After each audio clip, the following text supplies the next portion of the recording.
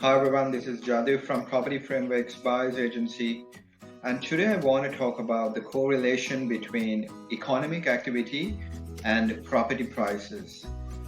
So there is a strong correlation between the economic activity in a particular area and the property prices in that same area. So economic activity is measured in GDP, and to put it simply, the GDP is an indicator of the total monetary value of the goods and services produced in that region. So when you have a higher GDP, this means that there is more economic activity in that area. This means that governments are investing in that area on infrastructure projects. It means that businesses are expanding. It could also mean that that area is, exporting more and more goods outside to other countries, and because of that there's a surge in economic activity. So when all of this happens, what happens is that more jobs are created as a result of this. People have higher incomes, they have higher disposable incomes, and as a result this automatically results in an increase in the real estate prices.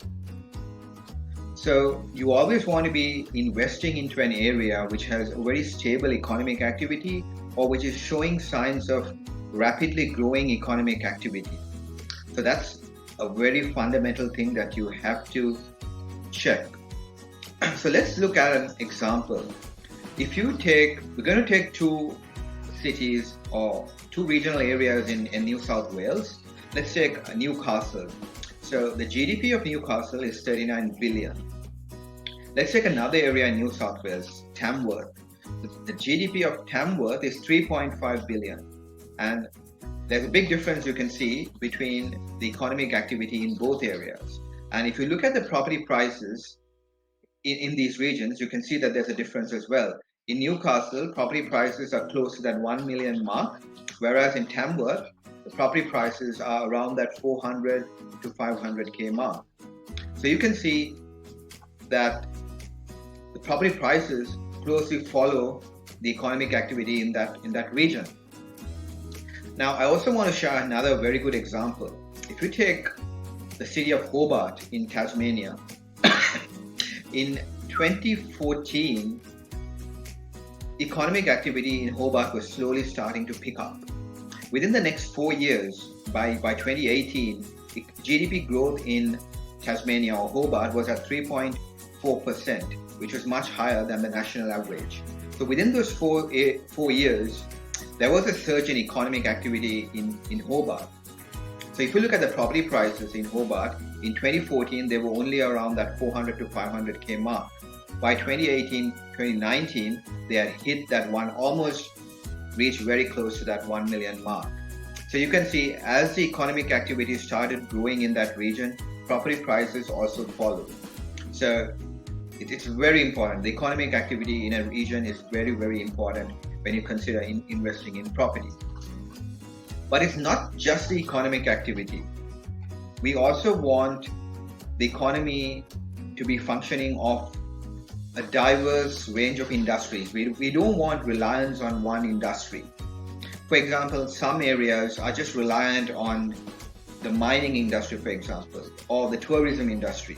When you invest into areas like this, if there is a collapse, if there's a decline in the mining industry, or if tourism just drops, you'll find that the property prices will follow. The property prices will drop because there's no other activity in that area to sustain that economy, and as a result, the property prices will start declining.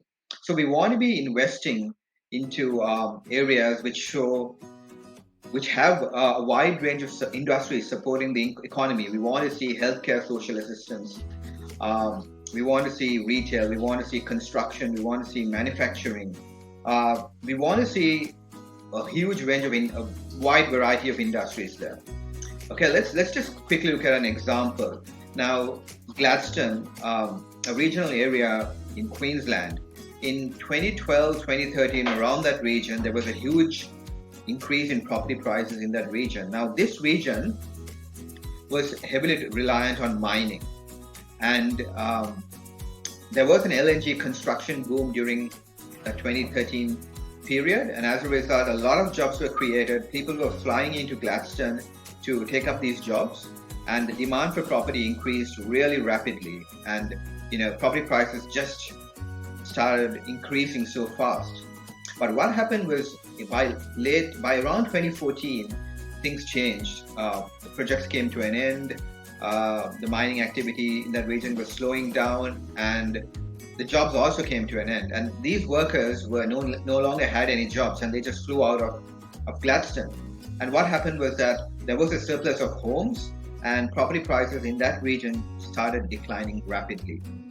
And all this happened because Gladstone was just reliant on one industry. There was no other industries to support the economy. So it comes back to the original point. You need strong economic activity, but at the same time, you also need a wide range of industries supporting the economy. So these two things are really important. Actually, the fundamentals when you invest into a region. Just make sure that you're checking these things because they are crucial for the long-term growth of your asset.